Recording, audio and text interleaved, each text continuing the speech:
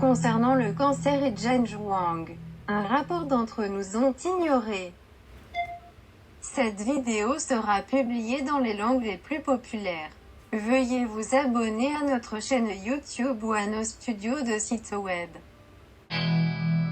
Selon le 2012 China Cancer Registry Annual Report, il y a eu environ 3,37 millions de nouveaux cas de cancer et 2,11 millions de décès en Chine chaque année.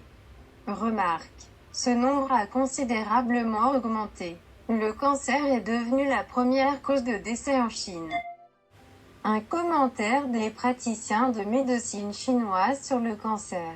Dans le Huangdian Jing, il y a 2200 ans, il existe un grand nombre de descriptions de l'étiologie et de la pathologie de divers cancers et méthodes de traitement.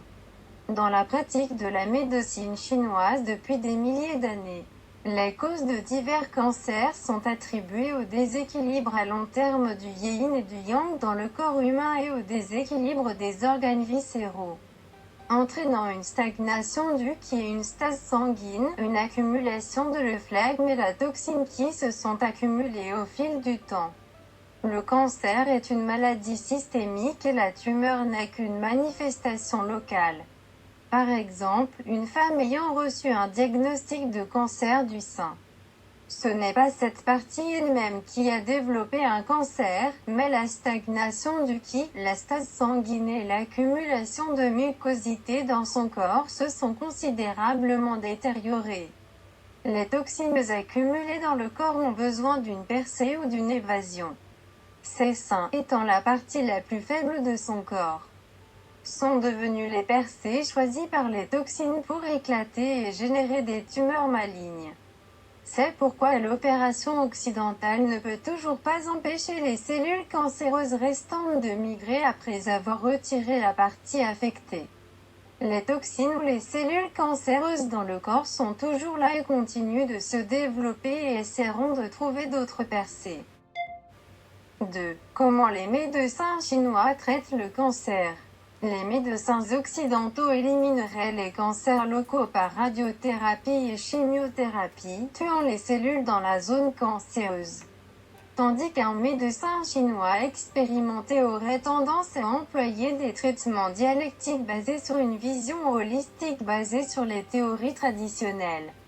Il ferait d'abord un diagnostic global des organes viscéraux chez le patient pour voir lequel est déséquilibré du yin et du yang et effectuerait un conditionnement ciblé pour soutenir l'immunité déjà affaiblie du patient. Pour un patient mourant, tuer vigoureusement des cellules cancéreuses ne sert qu'à affaiblir davantage son immunité.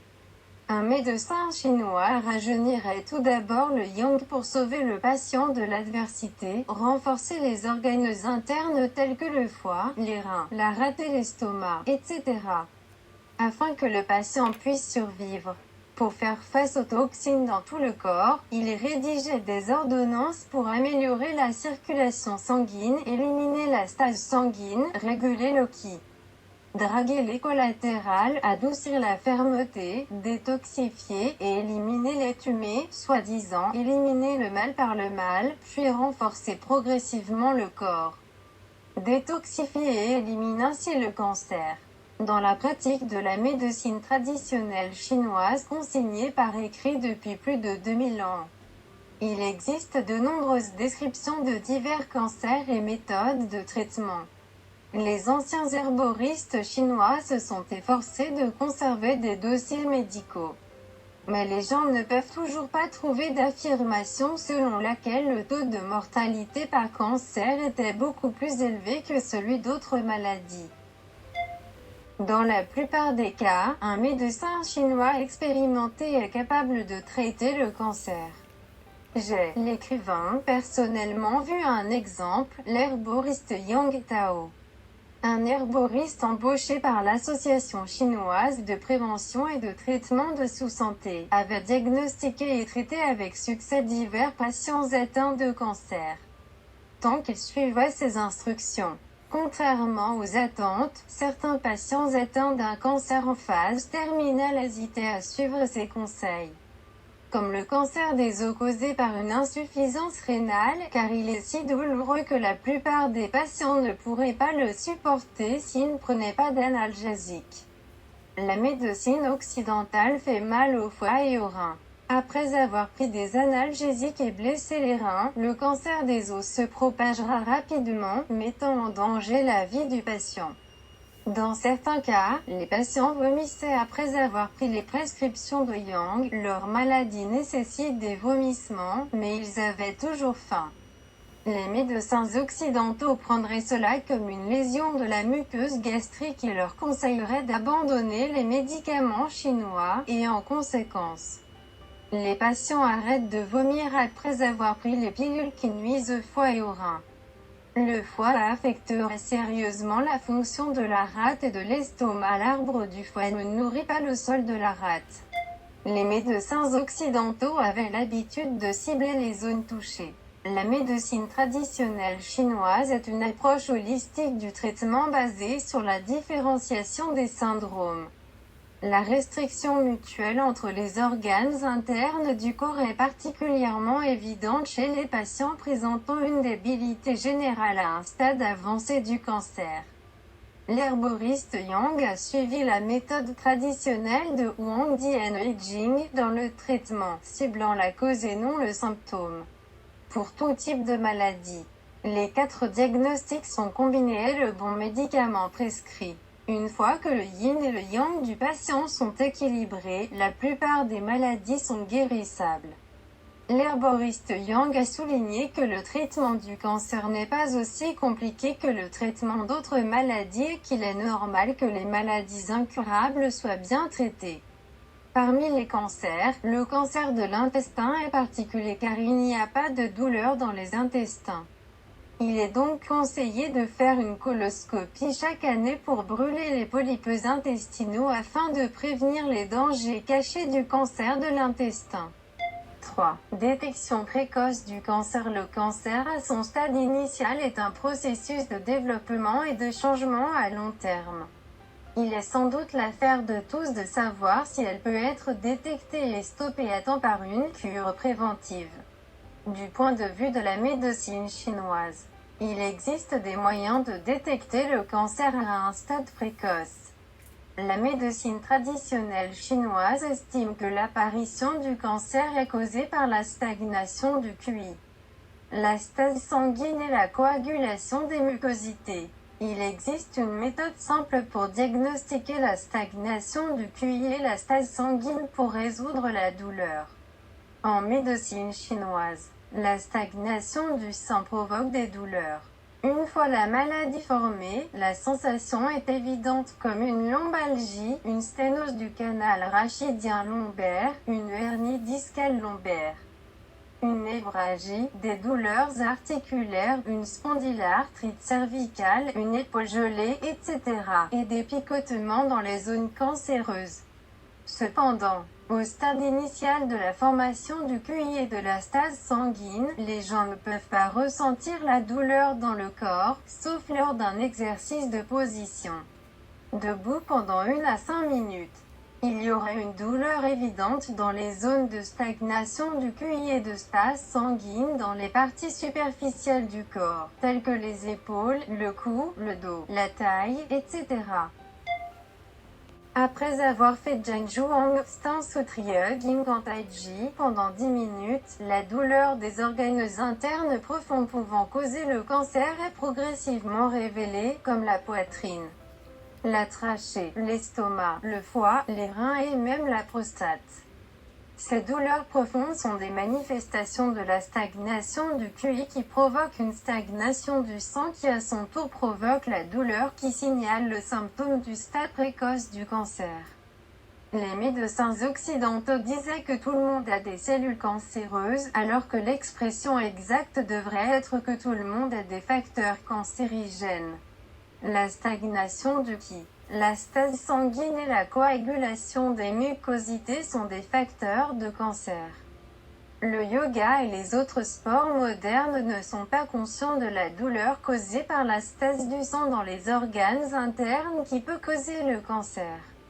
Une série de sports comme courir, grimper, sauter, nager, etc. ne peut que transpirer et même les muscles sont endoloris partout, alors qu'il n'y a pas de sensation de stase sanguine profonde dans le corps. Lorsque la méditation a atteint un niveau élevé d'unité d'esprit, de QI et d'atmosphère humaine, une telle stagnation peut disparaître. Mais même avec les compétences du niveau le plus bas des trois alchimies taoïstes, et sous la direction d'un expert, combien peuvent s'en tenir à ça, disons pour 10 ou 20 ans. Au lieu de cela, effectuer Zhenzhuang pendant quelques heures par jour, tout le corps est imprégné et aucune obstruction du sang en quelques mois. Zhenzhuang est la compétence de base des arts martiaux internes traditionnels chinois. Il a été prouvé que l'exercice de rester immobile pendant une longue période est capable de scanner la douleur de la stagnation du QI et de la stase sanguine dans les organes internes. L'exercice mobilise le sang de tout le corps pour accélérer le flux. Lorsque le sang stagne, la douleur et la stase profonde se révèlent. C'est ce que disaient les prédécesseurs du Neijiaquan, ou arts martiaux internes, un grand mouvement n'est pas aussi bon qu'un petit mouvement. Un petit mouvement n'est pas aussi bon qu'aucun mouvement, et aucun mouvement n'est un mouvement sans fin. 4. Zhenzhuang élimine le cancer au stade initial. L'avantage de Zhenzhuang est non seulement que vous pouvez localiser le QI et la stase sanguine dans votre corps, mais plus important encore, les dissoudre tous pour éliminer les facteurs cancéreux. À l'époque, lorsque tout mon corps souffrait, je ne pouvais même pas rester debout une minute. Mais je continuais à le faire pendant 3 minutes 60 fois par jour. Au début, j'avais l'impression d'être torturé 60 fois par jour, mais petit à petit, j'ai pu rester debout 8 heures par jour pendant 3 mois avec aisance. Faire du Zhenzhuang facilite non seulement la circulation sanguine, mais résout également les mucosités. Certaines personnes expectorent beaucoup d'expectoration en faisant Zhenzhuang. Mais il n'y a plus d'expectoration lorsque l'exercice est terminé. Certes, ce genre de flegme est susceptible de devenir cancéreux. Dieu merci. Nos poumons fonctionnent pour vomir le mal et accepter le bien. Les avantages du nettoyage des poumons, de la régulation du QI et de la purification du sang ne peuvent être sous-estimés. Le nettoyage des poumons aide à réduire le risque caché de cancer du poumon lorsque la pollution de l'air s'aggrave. Pour un bon résultat, la posture n'a pas d'importance. C'est la persévérance qui compte, donc restez debout quelques heures chaque jour. J'ai ressenti la douleur dans tout le corps et ma position debout complètement déformée. Mais j'ai continué à le faire pendant 3 à 8 heures par jour. Après 2 mois, je me suis levée en bonne forme. En plus d'être anticancéreux, la station debout facilite la circulation sanguine vers les cellules nerveuses périphériques, peut également traiter ou prévenir de nombreuses maladies, maintenir le bien-être et améliorer notre système d'auto-guérison. Une traduction de l'école Wang Zhenjun Taishi à Wenjian, province du Henan, Chine. Si vous appréciez votre partage, n'hésitez pas à vous abonner et à partager nos vidéos.